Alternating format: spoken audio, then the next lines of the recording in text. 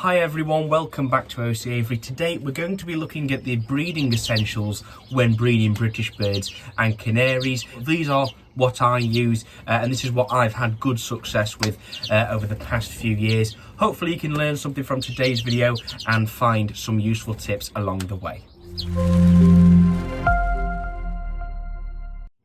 So without going through the obvious sort of things, you know, the egg food, the general diet of the birds, we've got a lot of hardware to cover. We've got everything to do with nests, so nest liners, nest sites, cover for the nests when breeding the British, and how that's going to differ depending on what we're trying to breed, because it does, you know, there will be some nest sites I'll use for one species which I will avoid using for another, and we'll focus on that very shortly. There's all sorts of things with supplements, so I'll only use some supplements on some birds won't need them. We'll have a look at that soon as well, and then a few other pieces of hardware as well. So let's go and take a look.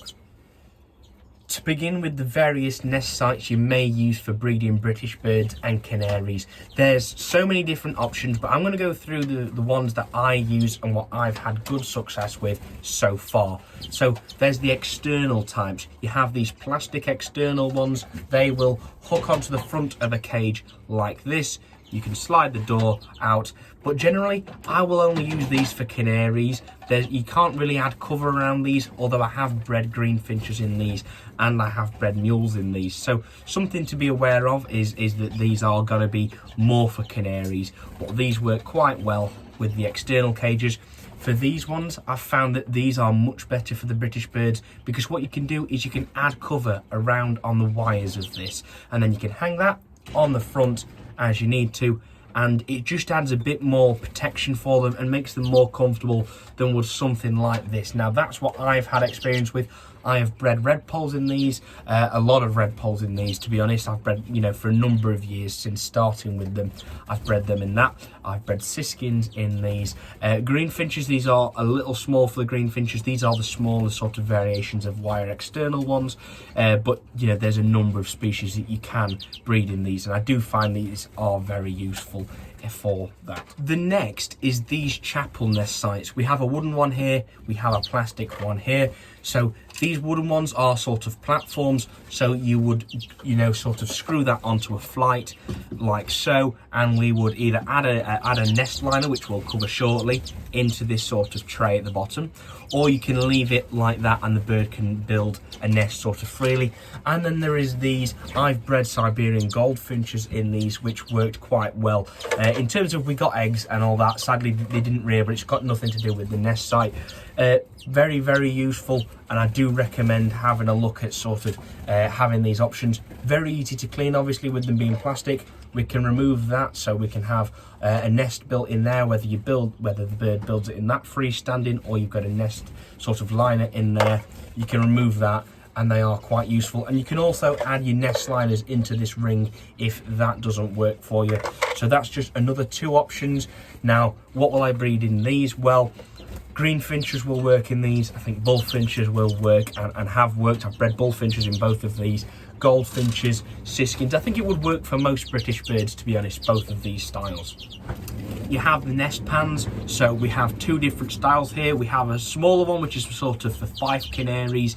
You can get these in various varieties, so you can have these which you might screw onto a wall. You can have some that have got hooks and you can hook onto the front of a cage, and they are all very good. You know, they've got these hooks like this. And then there's these deeper ones which are, I think, better for the British birds. You can use these for maybe red poles and siskins. I have bred them in that, but for most of the British, these are going to be better, as well as the sort of larger varieties of canary, so Norwich canaries, Yorkshires, and sort of stuff like that. So you can hook those onto the front of a cage like this. Obviously that wasn't level because of how I've put it. You've got a perch on the front, which is ideal, and especially when the bird is coming on that, it lands on that perch, shakes the nest, the heads go up of the chicks, so very useful.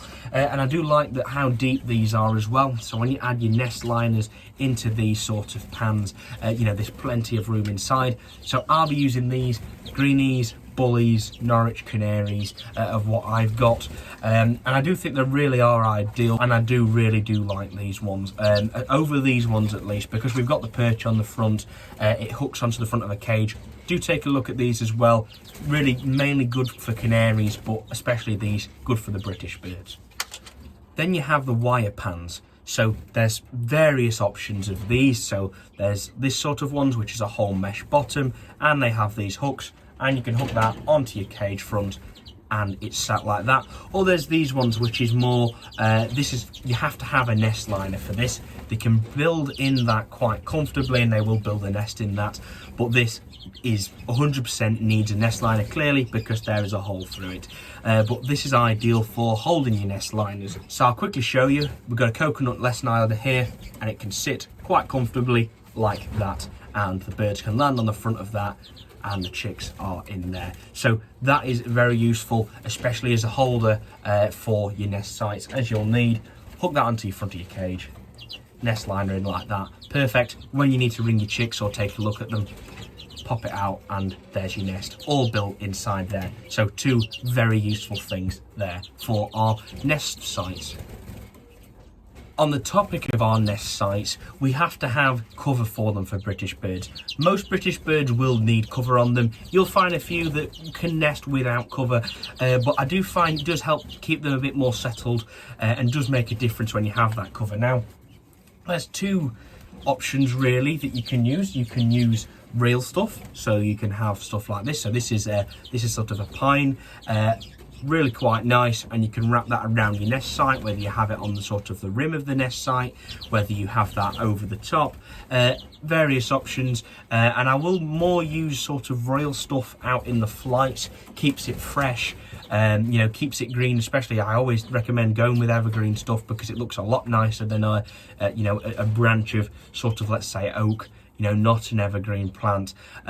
All the leaves will go brown within a few weeks and drop off, and then it looks crap, and also the birds don't then get that cover. It's just a load of sticks. So do try and look at stuff like that for the real stuff in the flights, and also you can add massive branches of this into the flights, and they love it.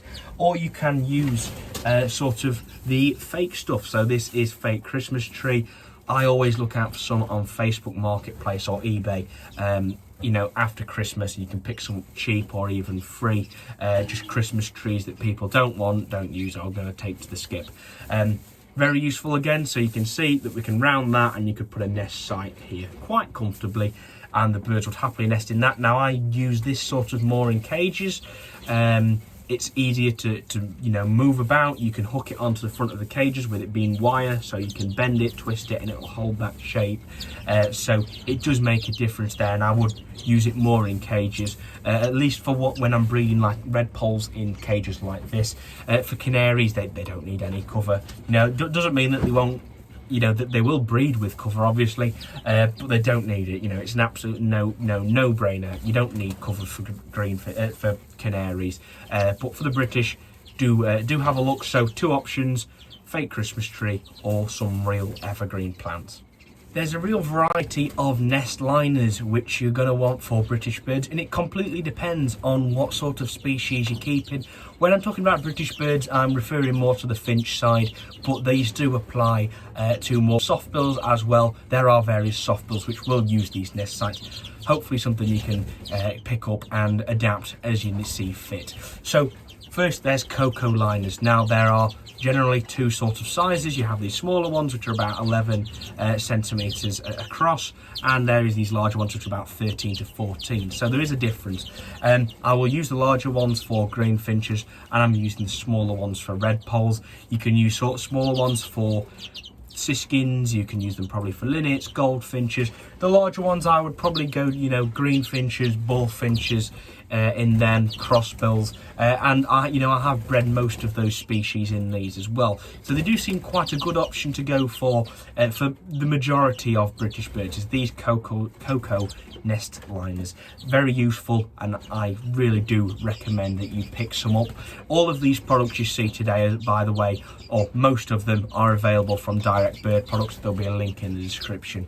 So such a variety of all these. So green finches, red poles for me this year, and we probably will use these for the bullfinches as well. I've also picked up some of these type of cocoa nest liners from Direct Bird Products. They are you know, different. They haven't got the hooks on the back, but they are all completely cocoa. And I do think that when it comes to breeding bullfinches, a bullfinch will make a very sort of minimal nest entirely out of cocoa fibre. At least in captivity, that is what they go for. So when you have something like this, I think that you could even get bullfinches nesting in that without building, or they might build very, very minimally to suit their needs. So I picked a few of these up and I think they're going to be really useful. So something I'm going to try with our bullfinch hybrid pairs, and that special pair of birds which is coming in very soon. Do make sure you subscribe to see them. They are very, very exciting, very special. We're picking them up in a few days' time, I hope. So that's the nest sites, and they are really good, and they are really quite nice as well, well shaped. So you can just put that in a any variety of nest pan really, and put it in there and it will be quite good. There's then also other varieties that you can use. I've used these before with success, but I've just chose to go with the coconut ones this year. So there are these sort of liners. So these are like jute, and I think these would be good for siskins and red poles mainly. They are quite small, and South American siskin species. You've got these which are Cecil. I bred red poles in these last year. They were a good success, so I do take a look at something like that as well. So siskins, red poles, linnets, goldfinches in that. They are quite small, so possibly not greenies, bullies and stuff like that. And then there's these grass liners as well. I think most species will breed in these quite comfortably. I've bred chaffinches in these. I've bred greenies in these, and I think again siskins, red poles, linnets, goldies, crossbills will nest in that. So these are quite an all-round nest site where you find some of the finer ones are too small for the bigger species, or just the wrong material which they might not use. Then finally, for the canary men, it's very simple with canaries. You just want these nest liners, these felt nest liners. Simply put them in your nest pan and your canaries are going to build on them. Don't get me wrong, they will nest in most of the other nest sites that you've seen today, the nest liners, but this is more than sufficient enough that you will breed your canaries with these nest felts. You can also use these on a number of species. I've bred greenfinches on these, siskins, red poles on these quite comfortably, and there's not really been any problems. Siberian goldies on these as well. I possibly wouldn't go for something like that with a bullfinch, because of how they want to build a nest is more just woven with coconut fibre and sticks. Crossbills, probably not too bothered about these, and stuff like that. So just be aware of that. But canaries, these are exactly what you need. So let's look at the nest materials. So there's such a variety of nest material. These are my go-tos, and I do have a few other sort of options which I will use this year, which I've had from previous years, which I might as well use this season. So there's this, which is a complete mixed bag. It's got animal hair in it, jute, Cecil, cocoa fibre. This is what I'd throw in for red poles and greenfinches especially. These would pull it apart and happily build a nest out of something like this. You have sort of a natural alternative to animal fur. If you can get access to animal fur, then it's just as good, but this is just so similar to it, you can barely tell the difference. Really soft. Now this is not something I would offer a lot of. It's very small, so I would offer that at the end of a bird, building that nest as a liner, and a really small part of a liner, just to add a soft inlay, but nothing major, because if you do have something as soft as this, your eggs can sink in it, and if the eggs sink, they can't be turned, they might not be heated properly, and it'll cause you problems. So when you do have something like this, make sure that you are offering it in very small amounts when the bird has almost finished its nest. I think chaffinches especially and goldfinches, this would be superb for. Red poles, I'll offer a small bit. Greenies, probably won't bother with it, to be honest, for greenies. Bullfinches, not bothered at all. For the bullfinch breeders, we need one nest site, you need one nest liner, you need one nest material. That's cocoa fibre. That's all they sort of use in captivity. Don't get me wrong, if you can offer really small twigs, they will use it. I've had them use it, but they just don't need it really. They'll really quite happily use cocoa fibre. So I get this mixed bag, perfect for the native bullies and the Siberian bullfinches. Nests are completely made of this, so you don't have to go faffing about with all sorts of different nest materials, and they will build in platforms, they will build on nest liners, the cocoa ones. It works fine. I've had good results with it, so just very simple with the bullfinches. So if that is something, then do go for something like this. You can get this in this sort of natural brown colour, and you can get a bleached version. I've not used the bleached version because I've had success with this, and it was just a case of, I know that this works, so I'm going to go with the safe option and use this. I can't see why they wouldn't use the bleached version, and in captivity they're going for this sort of brown cocoa fibre. There are these mixed bags of jute as well, mainly green finches on this and crossbills. You'll find the bigger species will build, I guess, scruffier nests. Siskins make a really nice, well built nest. You'll find green finches will quite often pick up any material and just stuff it in the nest, and then to finish it off they'll weave a little bit of cocoa fibre in there, and that's all. So this is a green finch sort of thing. This is a crossbill. Anything that builds a bit of a messier nest. Red poles even, I will imagine, would quite often use this. I've not used this before, so we're going to have to see how we get on this season, but it's very similar to other things I have shown you today. So finally, let's look at the supplements which I use in the breeding season. You know, I'm not going overboard with any supplements or drugs, but I'm just going for what I know has worked for me in the past, and I've had good results with so far. So let's have a look. So this is grog. Now it's a coccidiosis, a toxoplasmosis, black spot, everything like that sort of treatment. Now this is a kilo of this powder, and I add this to the egg food.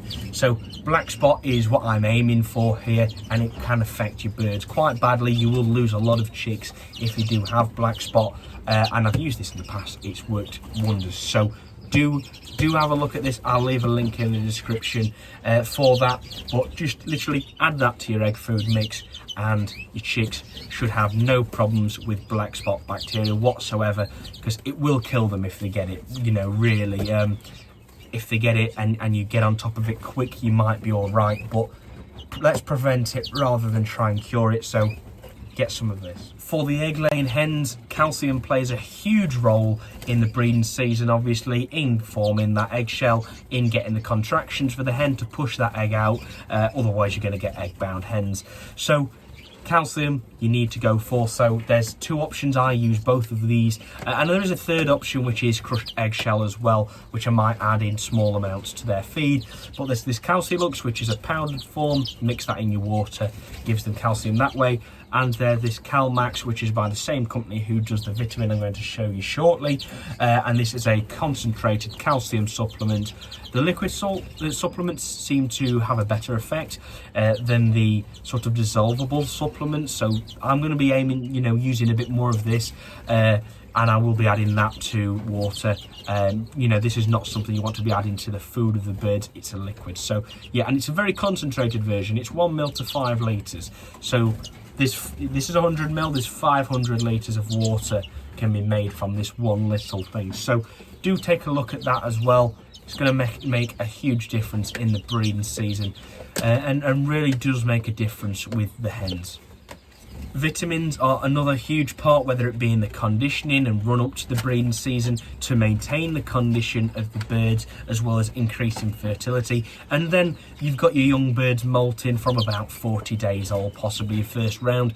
Your first round, you could be having that, you know, coming up to the molt now if you've started with Canaries. For the British birds, I expect you may get the early ones in April sort of there, or end of March, so you're going to need a vitamin supplement. So I use Super Vitamino, which is again liquid supplement, and is 2 ml to 5 litres of water. So this will make up 250 litres of water. So that's going to be something I'm more using with the young birds, but I will add a little bit to the water from time to time for the adults. But Fertivit does make a huge difference with the fertility, especially with those birds that I'm breeding, like the hybrid pairs. I really need to make sure that the fertility is absolutely peak to get the best results and hopefully get those full eggs and chicks on the sticks. So Fertivit is what I'm going for. We're going to be adding this to the water of these guys, and maybe sprinkle a little bit in the egg food and the just normal food as well, and just hopefully it works. I've had good results on this so far, so no complaints as of yet. So just again, vitamin supplements, something useful.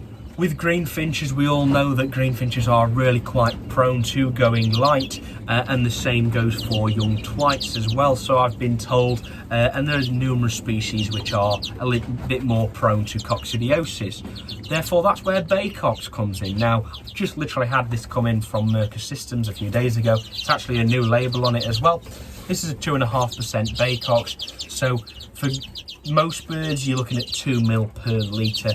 For green finches, I go slightly higher because they are more prone to it, especially the young birds when you move them away from the parent.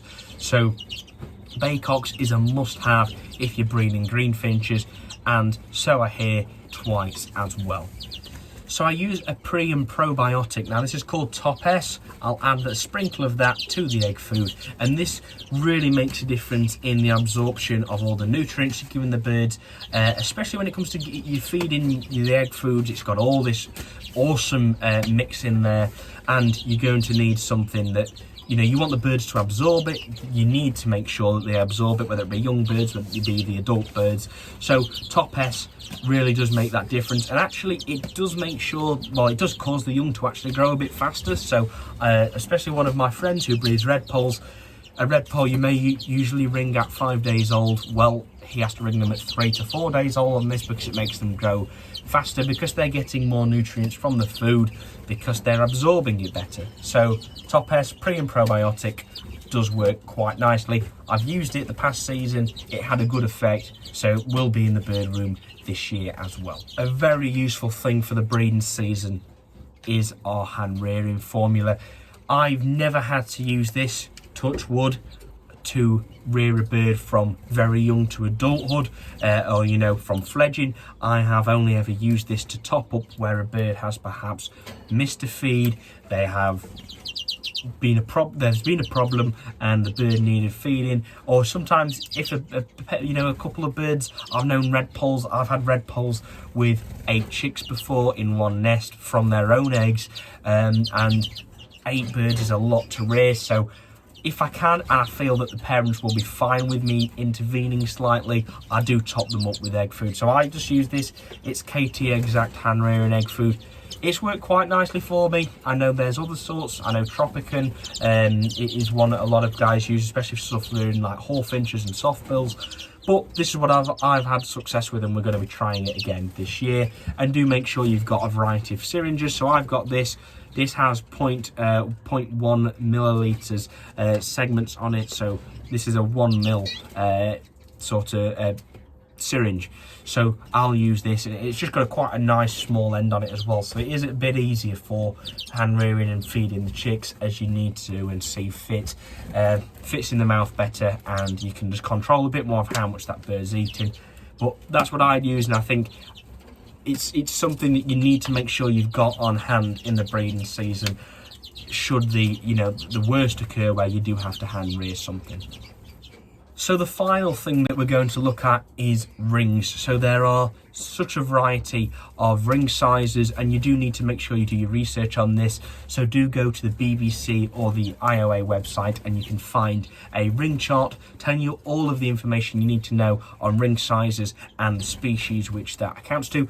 But I have a number of rings here. So these are closed rings. You have to, by law in the UK, closed ring your British birds when you breed them. This proves that they're bred in captivity and will hopefully avoid you any problems in the future. And it's also a way of uniquely identifying each bird. So again, BBC or IOA, so that's British Bird Council or International Ornithological Association, are the 2 approved rings in Britain, at least of what I know of, that are approved, and you can get your rings from them. So you can have sort of the bog standard ones, or you can have coded ones which will have sort of a personalised thing on it, so you could have your initials on it. So mine would be OC on my rings. So I think I'm going to order some actually this year, is those personalised rings.